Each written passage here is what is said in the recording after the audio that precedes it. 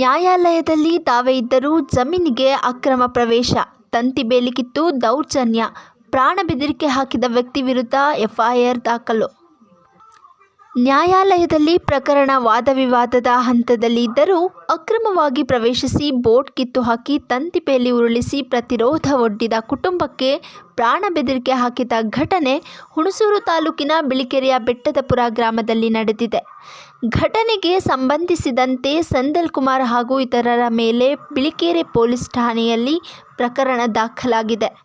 ಹುಣಸೂರು ತಾಲೂಕು ಬೆಟ್ಟದಪುರ ಗ್ರಾಮದ survey number 66/1, ಹೊಸ survey number 66/3 ಜಮೀನಿನ 1 ಎಕರೆ 7 ಗುಂಟೆ ಜಮೀನು ಮಾಲೀಕತ್ವದ ವಿಚಾರ ಹುಣಸೂರು ನ್ಯಾಯಾಲಯದಲ್ಲಿ ದಾವೆ ಹೂಡಲಾಗಿದೆ.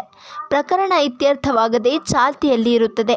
ಈ ಸಂಬಂಧ ಕಮಲಮ್ಮ ಎಂಬುವರು ಜಮೀನಿನ ಅಂಚಿನಲ್ಲಿ ದಾವೆ ನಂಬರ್ ಉಲ್ಲೇಖಿಸಿ ಪ್ರಕಟಣೆ ಫಲಕ ಕೂಡ ಅಳವಡಿಸಿದ್ದಾರೆ. ಹೀಗಿದ್ದು ಸೆಂಥಿಲ್ ಕುಮಾರ್ ಎಂಬ ವ್ಯಕ್ತಿ ತನ್ನ ಸಹಚರರನ್ನ ಜಮೀನಿಗೆ ಅಕ್ರಮವಾಗಿ ಪ್ರವೇಶ ಮಾಡಿ ಫಲಕವನ್ನು ಕಿತ್ತು ಹಾಕಿ ಅಳವಡಿಸಲಾಗಿದ್ದ ತಂತಿ ಬೇಲಿಯನ್ನು ಕಿತ್ತು ಹಾಕಿ ದೌರ್ಜನ್ಯ ಎಸಗಿರುವುದಲ್ಲದೆ ಪ್ರಾಣ ಬೆದರಿಕೆ ಹಾಕಿದ್ದಾರೆಂದು ಆರೋಪಿಸಿ ಕಮಲಮ್ಮರವರು ಸೆಂಥಿಲ್ ಕುಮಾರ್ ಹಾಗೂ ಇತರರ ವಿರುದ್ಧ ಪ್ರಕರಣ ದಾಖಲಿಸಿದ್ದಾರೆ. ಕೋರ್ಟ್ಗೆ ನಾವು ಯಾಕೆ ಸಹ ಬರೋದು, ನಾವು ರಿಜಿಸ್ಟರ್ ಮಾಡಿದ್ವು ಅಂತ ಹೇಳೋದು. ರಿಜಿಸ್ಟರ್ ಮಾಡಿದ ತಕ್ಷಣ ನಾವು ಏನು ಮಾಡಿ ನಾವು ಬರೋಕ್ಕಾಗಿಲ್ಲ ಸರ್. ನಾವು ಕೊಟ್ಟಿರೋದು ಅಗ್ರಿಮೆಂಟ್ ಅಂತ ಪತ್ರ ಬರೆಸ್ಕೊಂಡಿರಲ್ಲ ಸರ್. ಹಂಗೆ ಕೋರ್ಟ್ ಕೇಸ್ ಹಾಕಿರಂತ ನಾವು ಯಾವ ವಿಚಾರಕ್ಕೆ ಕೊಟ್ಟಿರೋದು ನೀವು ಅಗ್ರಿಮೆಂಟ್? ರೋಡ್ಗೆ ಸರ್, ರೋಡ್ಗೆ ಅಂತ ಕೊಟ್ಟಿದ್ದು. ನೀವು ಆರಂಭ ಮಾಡಿ ಅಂತ ಹೇಳಿದ್ರು, ವ್ಯವಸಾಯ ಮಾಡಿ ಏನು ತೊಂದರೆ ಇಲ್ಲ ಅಂತ ಹೇಳಿದ್ರು. ಆಮೇಲೆ ಕೊನೆ ಫೈನಲ್ ಬಂದು ಏನು ಮಾಡಿದ್ರು, ಬನ್ನಿ ರಿಜಿಸ್ಟ್ರಿಗೆ ಅಂತ ಹೇಳಿದ್ರು. ಸರ್ ನೀವು ರಿಜಿಸ್ಟ್ರಿಗೆ ಏನು ನೀವು ಬರೆಸ್ಕೊಂಡಿರ್ತಾರ, ರೋಡ್ಗೋಸ್ಕರ 2 ವರ್ಷ ಬರೆಸ್ಕೊಂಡಿರ ಅಷ್ಟೇ ವಿನ ನಾವು ಆರಂಭ ಮಾಡ್ತೀವಿ ಅಷ್ಟೇ ವಿನ ಅಕ್ರಮವಾಗಿ ದಲಿತ ಭೂಮಿ ಯಾಕೆ ಸರ್ ಈ ಥರ ಮೋಸ ಮಾಡ್ತಿದೆ ಅನ್ನೋದಕ್ಕೆ ಮಗನೇ ನೀವು ನೀನು ದಲಿತ ಆದರೆ ಏನು ನನಗೆ ಪೊಲೀಸ್ ಗೊತ್ತು, ಇನ್ಸ್ಪೆಕ್ಟರ್ ಗೊತ್ತು, SP ಗೊತ್ತು, ಎಲ್ಲ ಗೊತ್ತು ನಮಗೆ. ಇನ್ನು ಬರ್ದಂಗೆ ಕ್ವಾರೆಲ್ಲ ಹಾಕ್ಬಿಡ್ತೀನಿ ಅಂತ ಹೇಳಿದ್ರು. ನಾವು ಬೆದರಿಕೆಯಿಂದ ಹೊರಕ್ಕೆ ನಾವು ಬರೋಕ್ಕಾಗಲಿಲ್ಲ. ಯಾರು ಈ ಥರ ನಿಮ್ಗೆ ಎದುರಿಸ್ತವ್ರು? ಸೆಂಥಿಲ್ ಕುಮಾರ್. ಏನು ಕೆಲಸ ಮಾಡ್ಕೊಂಡಿದ್ದಾರೆ ಅವರು? ಕ್ವಾರೆ ಕೆಲಸ ಮಾಡ್ಕೊಂಡಿದ್ರು. ಕ್ವಾರೆ ಕೆಲಸ ಮತ್ತು ಅಕ್ಕಪಕ್ಕ ಜನ ಒಂದು 7-8 ಜನ ಬಂದು ನಮ್ಗೆ ಎದುರಿಸು ಸರ್, ಅಲ್ಲಿ ಹಳ್ಳ ನೋಡ್ರಿ ಏನಂದ್ರೆ ಅದು ಭಯದಿಂದ ನಾವು ಮಾಡೋಕ್ಕಾಗಲಿಲ್ಲ ಸರ್. ಅಷ್ಟೇ ಅನ್ಯಾಯ ಆಗಿದೆ ಸರ್ ನಮಗೆ.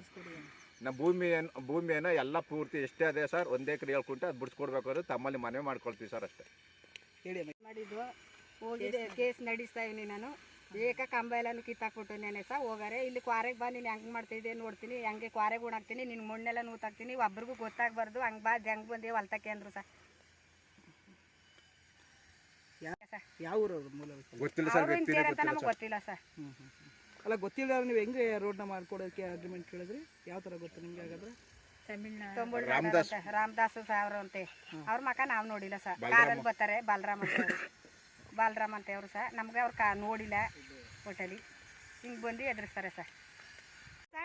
ಈಗ ರೈತರುಗಳು ಜಾಗ ಮಾಡೋದೇ ಬೇಡವಾ, ಇವರು ಬಂದ್ಬಿಡೋದು ನಮ್ಗೆ ರೋಡ್ ಜಾಗ ಕೊಡಿ ಅಂತ ಮಾಡ್ಕೊಳ್ಳೋದು. 1 ವರ್ಷ 2 ವರ್ಷ ಇಷ್ಟು ದುಡ್ಡು ಕೊಡ್ತೀವಿ ಅನ್ನೋದು. ಆಗ ನಾವು ಬಿಟ್ಟಾಗ ಇವ್ರೇನ್ ಮಾಡೋದು, ಅವ್ರ ಹೆಸರುಗಳಿಗೆ ಮಾಡಿಸ್ಕೊಂಡ್ಬಿಡೋದು. ಯಾಕಂದ್ರೆ ದುಡ್ಡಾಗಲ್ಲ, ಹಣ ಇದೆ, ಏನ್ ಬೇಕಾದ್ರೂ ಮಾಡ್ತಾರೆ. ಬರೋರೆಲ್ಲಾರು ಎದುರಿಸೋದು ಹಿಂಗೆ. ಈಗ ನಾವ್ ಹೆಂಗೆ ಹೆಸರು ಮಕ್ಕಳು ಬಂದು ಕೇಳಕ್ಕಾಗದ? ಈಗ ನಾವು ಸಾಲ ಮಾಡಿ ಪಿಂಚಿಂಗ್ ಹಾಕ್ಸಿವಿ. ಇವ್ರು ಬಂದ್ಬಿಟ್ಟು ಈ ತರ ನಾವು ಸ್ಟೇಷನ್ಗೆ ಹೋಗಿವಿ, ಕಂಪ್ಲೀಟ್ ಕೊಡ್ಬೇಕು, ಸ್ಟೇಷನ್ ಬರ್ಬೇಕು. ನಾವು